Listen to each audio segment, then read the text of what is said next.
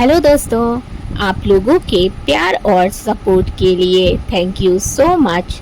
अगर आप लोगों ने अभी तक चैनल को सब्सक्राइब नहीं किया है तो जल्दी से कर लें। दोस्तों, आप लोग मेरे पोस्ट को भी लाइक किया करें, क्योंकि जब मैं स्टोरी अपलोड नहीं करती हूँ तो मैं पोस्ट करके आप लोगों को बता देती हूँ। इसीलिए आप लोग मेरे पोस्ट को भी ज़रूर पढ़ा करें और उसे लाइक कर दिया करें। और अभी मेरी हेल्थ पूरी तरह से ठीक नहीं हुई है, मेरी आंखों में अभी भी थोड़ा दर्द है, लेकिन मुझे ये भी पता है कि मेरे प्यारे प्यारे सब्सक्राइबर्स कहानी के नए एपिसोड का बेसब्री से इंतज़ार करते होंगे, जिस वजह से मैं स्टोरी के एपिसोड्स अपलोड करूँगी। बट एक प्रॉब्लम है गाइस, मैं स्टोरी के एपिसोड्स रोज़ अपलोड नहीं कर पाऊँगी। हर 2 दिन पर एक एपिसोड ही आएगा।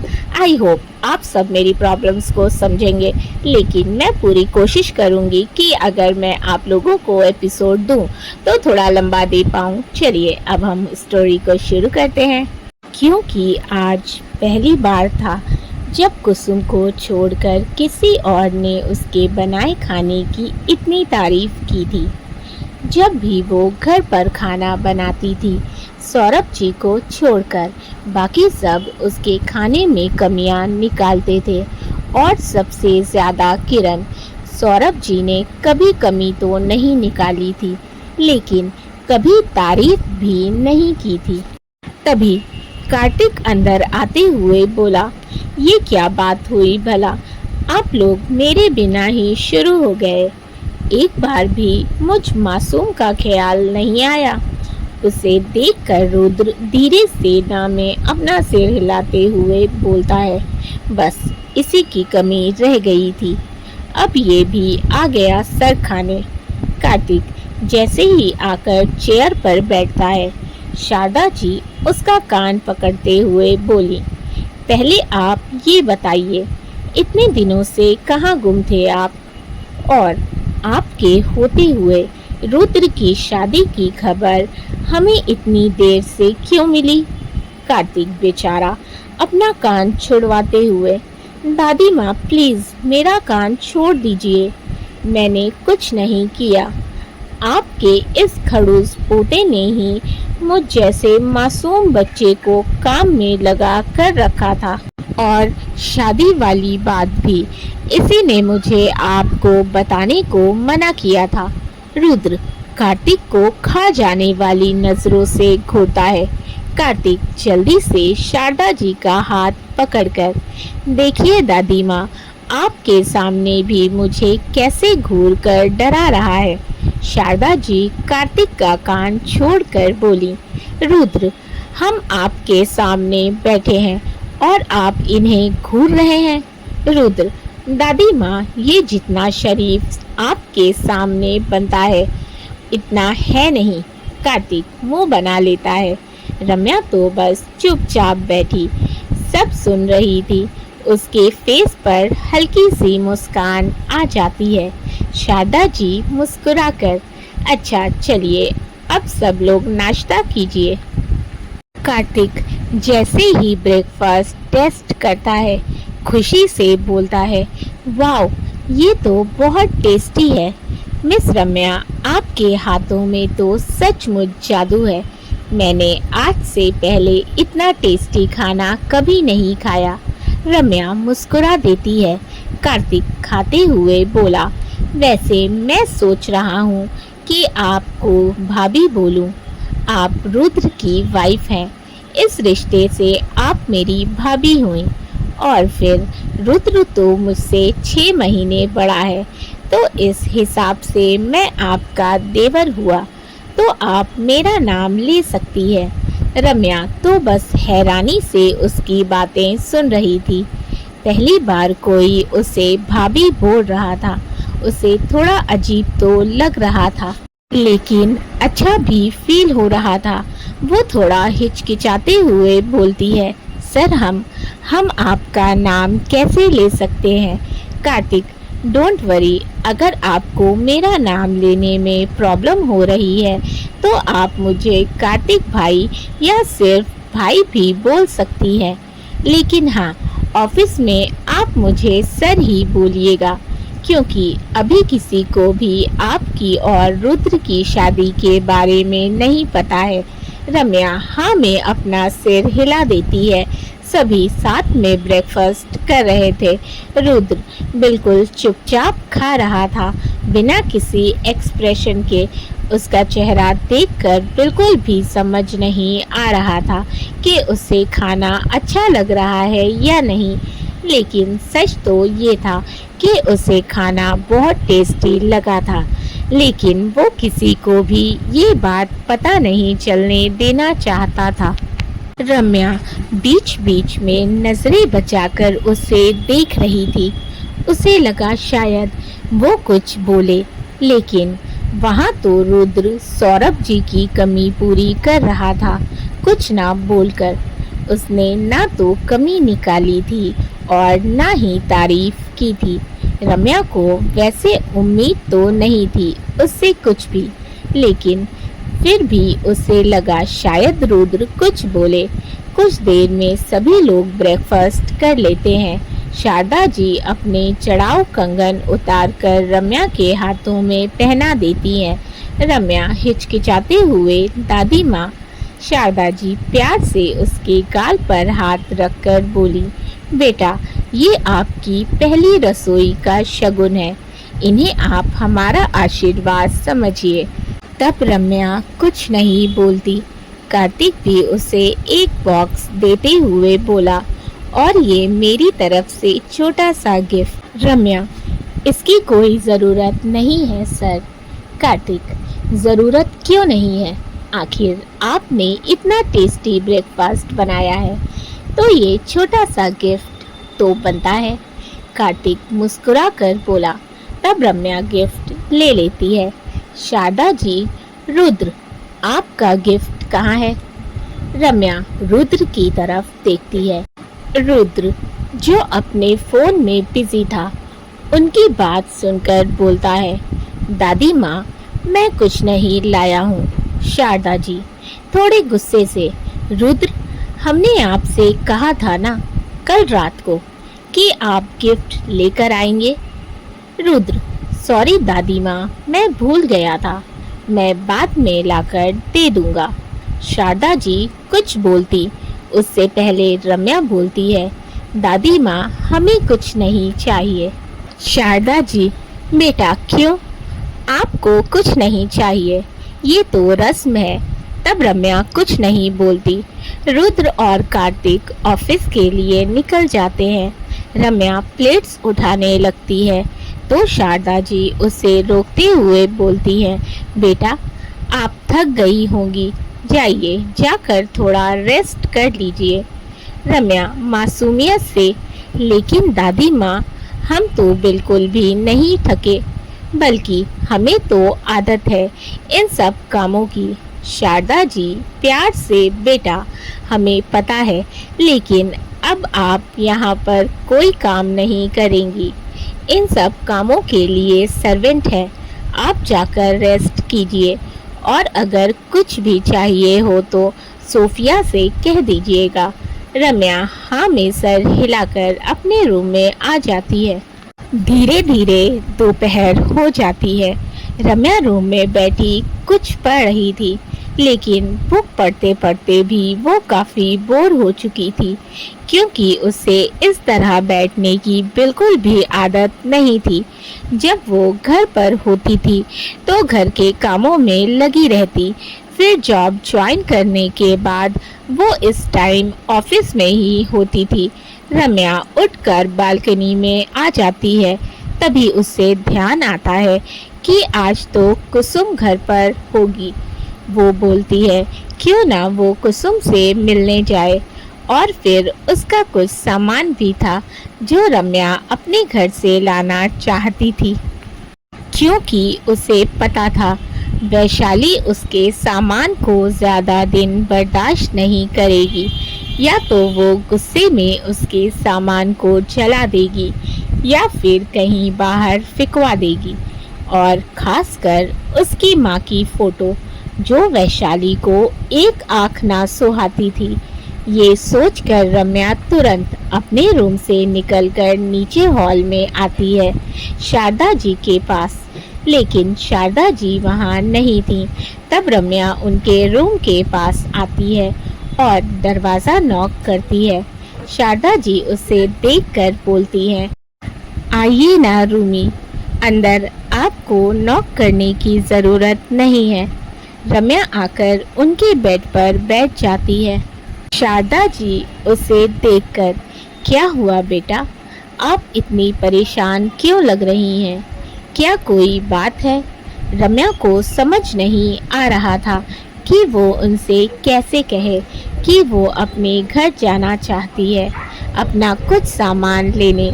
उसे लगा कि कहीं शारदा जी भी उसे मना ना कर दें, जैसे वैशाली करती थी। रम्या जब भी उनसे कुछ सामान लेने बाहर जाने का पूछती तो वैशाली अक्सर उसे मना कर देती थी। रम्या को इस तरह उलझा हुआ देखकर शारदा जी उसके सर पर हाथ रखकर बोली, आपकी ये झिझक बता रही है कि आपने अभी तक हमें अपनी दादी माँ नहीं माना है, वरना आपको जो भी कहना पूछना होता आप बेझिझक पूछ लेती। रम्या जल्दी से ना में सिर हिलाकर बोली, नहीं दादी माँ, ऐसी बात नहीं है। आपसे मिलकर तो हमें ऐसे लगा जैसे हमें हमारी दादी मिल गई हो। वो भी हमें ऐसे ही प्यार करती थी जैसे आप करती हैं। शारदा जी बोली, तो अब आप हमें अपनी दादी समझिए और जल्दी से बताइए क्या हुआ। आप इतनी परेशान क्यों लग रही हैं? रम्या, दादी माँ, हमें अपनी दोस्त कुसुम की बहुत याद आ रही है। कई दिनों से हम उससे मिले नहीं हैं और हमारे पास फ़ोन भी नहीं है कि हम उससे बात कर सकें, और ना ही हमें उसका नंबर याद है। वो हमारे घर से कुछ दूरी पर ही रहती है, तो क्या हम उससे मिलने चले जाएं? और हमारा कुछ सामान भी है जो हम अपने घर से लाना चाहते हैं। दादी माँ, तो क्या हम जा सकते हैं? वो थोड़ा डरते हुए बोलती है। शारदा जी प्यार से उसका माथा चूम लेती है। सच में कितनी मासूम हैं आप। हमारे रुद्र के तो भाग ही खुल गए जो आप उसकी ज़िंदगी में आई हैं। हमें पूरी उम्मीद है कि आप उसको पहले वाला रुद्र बना देंगी।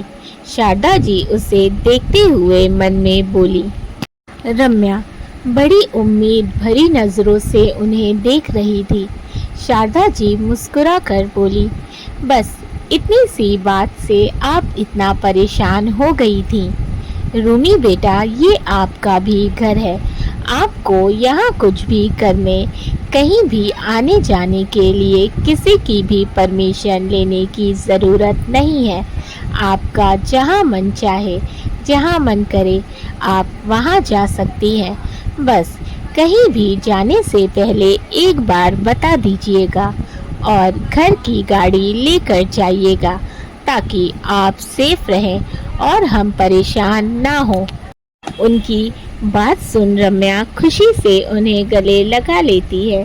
थैंक यू दादी माँ।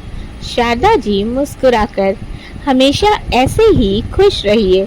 रम्या घर की गाड़ी लेकर कुसुम से मिलने निकल जाती है।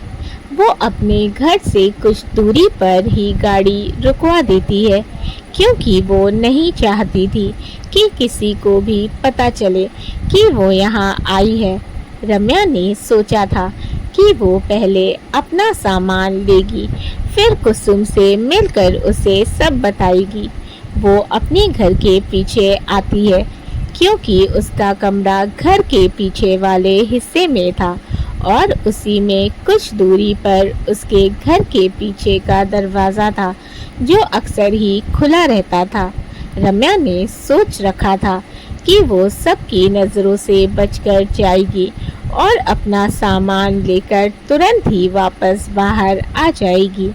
वो किसी से भी मिलना नहीं चाहती थी, खासकर वैशाली और किरण से। और वैसे भी इस टाइम तो घर पर कोई खास होता ही नहीं था। सिर्फ वैशाली और रम्या ही घर पर होते थे, क्योंकि किरण और रॉकी अपने कॉलेज जाया करते थे और सौरभ जी अपने ऑफिस। यही सोचकर वो एक गहरी सांस लेती है और धीरे धीरे घर के अंदर आती है। रम्या अपने रूम की तरफ जा ही रही थी कि अचानक से उसके कानों में किसी की आवाज़ पड़ती है। वो किरण थी, जिसने उसे देख लिया था। ये रम्या की बदकिस्मती थी कि आज सब घर पर ही थे। रम्या पीछे पलटती है और अपने सामने किरण को देखकर घबरा जाती है। रम्या को पता चल गया था कि अब घर में बड़ा बवाल होने वाला है। किरण जल्दी से उसका हाथ पकड़कर बोली, तू वापस आ गई? मम्मी मम्मी देखो, ये रूमी वापस आ गई। वो चिल्ला चिल्ला कर वैशाली को आवाज देने लगी। रम्या घबरा कर अपना हाथ छुड़ाने की कोशिश कर रही थी। तभी वहां वैशाली आ गई और उसे देखकर हैरानी और गुस्से से बोली, कलमुही करमजली कहाँ थी? इतने दिनों से किसके साथ भागी थी? चल जल्दी अपने बाप के सामने, आखिर उन्हें भी तो पता चले जिस बेटी की वो इतनी फिक्र कर रहे थे, वो जाने कहां कहां से हमारी इज्जत की धज्जियां उड़ाकर आ रही है। वो रम्या का हाथ पकड़कर उसे खींच कर ले जाते हुए बोल रही थी। रम्या बेचारी अपना हाथ छुड़ाने की कोशिश कर रही थी। वैशाली हॉल में लाकर सौरभ जी को आवाज देने लगी, ए जी कहाँ हैं आप? नीचे आइए और अपनी बेटी की करतूतें देखिए। उनकी आवाज सुनकर सौरभ जी अपने कमरे से बाहर आते हैं। रॉकी भी शोर सुनकर नीचे आ जाता है। रम्या की तो किस्मत ही खराब थी। एक तो पहले किरण ने उसे पकड़ लिया और दूसरी कि आज सभी घर पर थे। सौरभ जी नीचे आकर उसके सामने खड़े हो गए। उनके चेहरे पर इस वक्त इतना सख्त गुस्सा था कि रम्या का तो मासूम दिल ही कांप गया। वो डरते हुए एक बार उनकी तरफ देखती है और फिर जल्दी से नज़र झुका लेती है।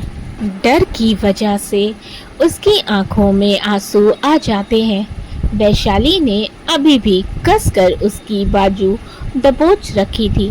वो सच में उसे ऐसे देख रहे थे जैसे वो कोई मुजरिम हो और जाने कितना ही बड़ा गुनाह कर दिया हो। कुसुम जो कुछ सामान लेने मार्केट जा रही थी, क्योंकि एक हफ्ते बाद उसे लड़के वाले देखने आने वाले थे।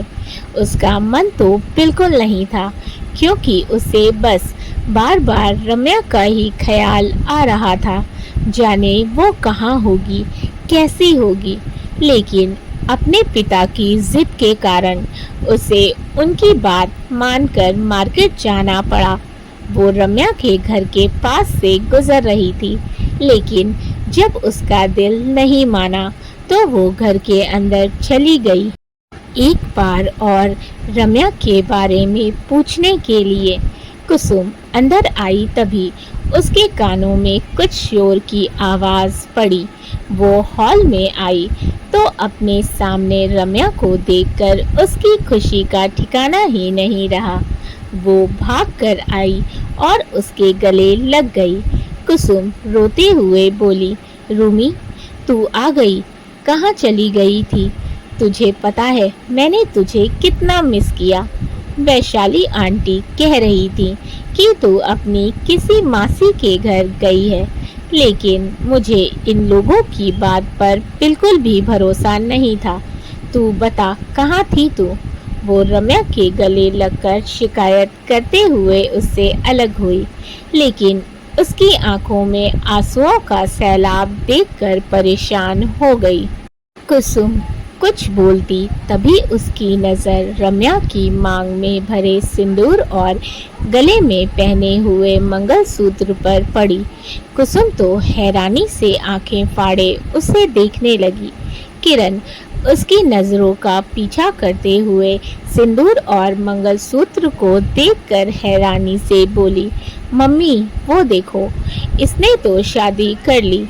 सभी की नजरें एकदम से रम्या की ओर उठ गईं।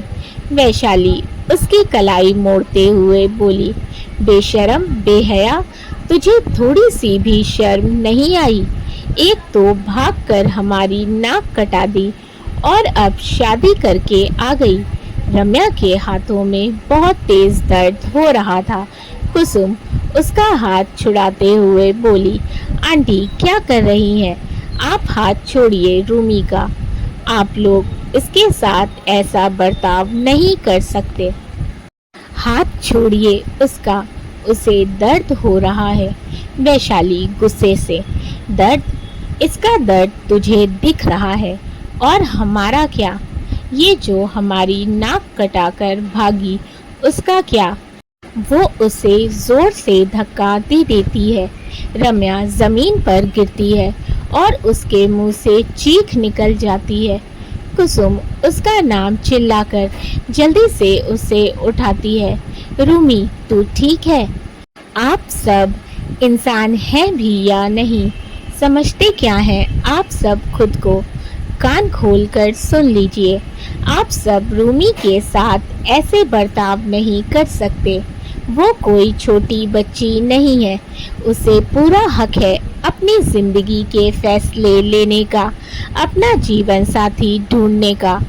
और अगर आप लोगों ने इसके साथ कोई भी ज्यादती करने की कोशिश की तो मैं आप लोगों के खिलाफ पुलिस कंप्लेन कर दूंगी। किरण, मम्मी देख रही हो ना कैसे जुबान चल रही है इस कुसुम की। जरूर इसी ने इस रूमी को बहकाया होगा जो ये घर से भागी, वरना इसकी इतनी हिम्मत कहाँ जो ये घर से भागकर शादी करे। वो पहले कुसुम फिर रम्या की तरफ देखकर बोली। रम्या तो बस चुप खड़ी थी। कुसुम गुस्से से कुछ बोलने को हुई, उससे पहले सौरभ जी गुस्से से चिल्लाकर बोले, बस लड़की, बहुत बोल लिया तुमने, अब एक और शब्द नहीं। ये हमारे घर का मामला है और इस मामले को कैसे हल करना है हम अच्छे से जानते हैं। उन्होंने एक तीखी नज़र रम्या पर डाली। रम्या डरते हुए रोंदी आवाज में बोली, पापा हमने सच में कुछ नहीं किया। हम तो उसके आगे के शब्द उसके मुंह में ही रह गए। सौरभ जी ने एक जोरदार थप्पड़ उसके गाल पर जड़ दिया। रम्या तो एकदम स्तंभ ही हो गई। कुसुम की तो आंखें हैरानी से बड़ी हो गई। रॉकी, किरण और वैशाली के होठों पर तिरछी मुस्कान थी, लेकिन कोई था जिसकी आंखें गुस्से से लाल हो रखी थी, माथे पर बल पड़े हुए थे और चेहरे पर नागवारी थी। सौरभ जी उस पर दोबारा हाथ उठाते उससे पहले ही कोई उनके हाथों को बीच में ही पकड़ लेता है। रम्या डर कर जोर से अपनी आंखें बंद कर लेती है, लेकिन जब अपनी आंखें खोलती है तो अपने सामने रुद्र को देखकर हैरान रह जाती है। उसके सामने रुद्र खड़ा था, जिसने सौरभ जी का हाथ बीच हवा में ही पकड़ लिया था और गुस्से से अपनी लाल आंखों से उन्हें घूर रहा था। रॉकी आगे आते हुए बोला, कौन है तू और हिम्मत कैसे हुई तेरी बीच में आकर इस लड़की को बचाने की? रुद्र अपनी जलती हुई निगाहों से उसे घूरता है तो रॉकी के कदम बीच में ही रुक जाते हैं और वो घबराकर वापस अपनी जगह पर जाकर खड़ा हो जाता है। हिम्मत कैसे हुई आपकी इस पर हाथ उठाने की? रुद्र गुस्से से उनका हाथ झटक कर बोलता है, आप इस पर हाथ नहीं उठा सकते। सब उसे हैरानी से देख रहे थे। किरण तो मदहोश ही हुई जा रही थी उसे देखकर। आखिर इतना हैंडसम, चार्मिंग और डैशिंग बंदा उसने अपने जीवन में आज पहली बार जो देखा था। फिर व्हाइट शर्ट और ब्लैक कोट पैंट में रुद्र लग भी बहुत हैंडसम रहा था कि किरण की ऐसी हालत होना तो लाजमी थी। सौरभ जी गुस्से से, ये पूछने वाले तुम होते कौन हो और क्या रिश्ता है तुम्हारा इस लड़की से? रुद्र रम्या का हाथ पकड़ उसे अपने बराबर में खड़ा करते हुए बोला, पत्नी है ये मेरी। सबको बड़ा झटका लगा और उससे भी बड़ा झटका सबको तब लगा जब रुद्र ने रम्या के नाम के साथ अपना नाम जोड़कर उसका पूरा नाम लिया। This is my wife Mrs Ramya Rudraksh Shekhawat. Vaishali, Rocky और किरण की तो जैसे आंखें ही बाहर आ गई थीं। उसकी बात सुनकर रॉकी लड़खड़ाती जुबान में बोला, रुद्राक्ष शेखावत? शेखावत इंडस्ट्रीज का इकलौता वारिस जिसके बिजनेस के चर्चे पूरी दुनिया में फैले हैं। रुद्र तिरछी मुस्कान लिए अपने फुल एटीट्यूड में खड़ा था। सभी की आंखें ऐसे बड़ी हो गई थी जैसे अभी बाहर आ जाएंगी। किरण की तो ऐसी हालत हो गई थी कि मानो वो अभी गश खाकर जमीन पर ही गिर जाएगी। और होती भी क्यों ना, आखिर इतना हैंडसम और अमीर लड़का जो उसके हाथ से निकल गया था। और इस बात से ज़्यादा तो उसे इस बात की जलन हो रही थी कि आखिर वो रम्या को कैसे मिल गया। वहीं कुसुम की तो खुशी का कोई ठिकाना ही नहीं था। उसे तो अभी भी अपने कानों पर यकीन नहीं हो रहा था। आखिर उसकी दुआ कबूल जो हो गई थी। उसकी जान से प्यारी दोस्त की जिंदगी में उसका राजकुमार आ गया था। उसके चेहरे की झलकती खुशी को देखकर कार्तिक भी मुस्कुरा देता है। रम्या बिल्कुल चुप खड़ी थी। वैशाली एकदम से आगे आई और उस पर दहाड़ते हुए बोली, बेशर्म बेहया, तुझे जरा भी शर्म न आई? डोरे डालकर अपने बॉस को ही फंसा लिया। क्या इसी दिन के लिए हमने तुझे बाहर काम करने भेजा था? उसके इस तरह चिल्लाने से रम्या डर गई और रुद्र के पीछे हो गई। जब रुद्र ने ये देखा तो उसका हाथ और मजबूती से पकड़ लिया और वैशाली के सामने आकर गुस्से से दांत पीसते हुए चिल्लाकर बोला, जस्ट शट अप, आवाज़ नीचे रखिए वरना ऐसा ना हो कि आप दोबारा बोलने लायक ना बचें। वो एक एक शब्द चबा चबा कर बोल रहा था। वैशाली तो एक पल के लिए जैसे सहम ही गई थी। फिर जल्दी से बात संभाल कर बोली, बेटा आप इस लड़की के मासूम चेहरे पर मत जाइए। ये जैसी दिखती है वैसी है नहीं। रुद्र ने बीच में ही उन्हें हाथ दिखाकर रोक दिया और अपनी जलती निगाहें उन पर डालकर बोला, जो भी बोल रही हैं सोच समझकर बोलिएगा। ये मत भूलिएगा कि आप किसके बारे में बोल रही हैं। बीवी है वो मेरी और उसके खिलाफ एक भी गलत शब्द मैं हरगिज बर्दाश्त नहीं करूँगा। वैशाली की तो जैसे जुबान ही एकदम बंद हो गई हो। वो डर कर 2 कदम पीछे हो गई। आखिर रुद्र की पर्सनैलिटी ही ऐसी थी कि सामने खड़े अच्छे अच्छों की बोलती बंद हो जाए। रुद्र सबको इग्नोर कर रम्या से बोला, रम्या जाओ, जाकर अपना जो भी ज़रूरी सामान है उन्हें ले आओ, मैं यही हूँ। वो बहुत नरमी से बोला था। रम्या हल्के से हाँ में सिर हिलाकर चुपचाप अंदर चली गई। कुसुम भी उसके पीछे चली गई। दोस्तों, आई होप कि आप लोगों को स्टोरी अच्छी लगी हो, कहानी पसंद आ रही हो, तो वीडियो को ज़रूर लाइक कर दीजिएगा। चैनल को सब्सक्राइब नहीं किया है तो जल्दी से कर लें। साथ ही अपने फैमिली एंड फ्रेंड्स के साथ भी शेयर करें। अपने फीडबैक मुझे देना बिल्कुल ना भूलें। आपके प्यारे कमेंट्स पढ़ के मुझे बहुत अच्छा लगता है। साथ ही आपने अगर स्टोरी के पिछले एपिसोड्स नहीं पढ़े हैं तो मैंने लिंक डिस्क्रिप्शन बॉक्स में मेंशन कर दिया है। आप वहां पर कहानी के पिछले सभी एपिसोड्स पढ़ सकते हैं। और अगर आप मेरे चैनल पे नए हैं तो मेरी दूसरी स्टोरीज को भी ज़रूर पढ़ें। Thank you for watching and keep supporting. Love you all.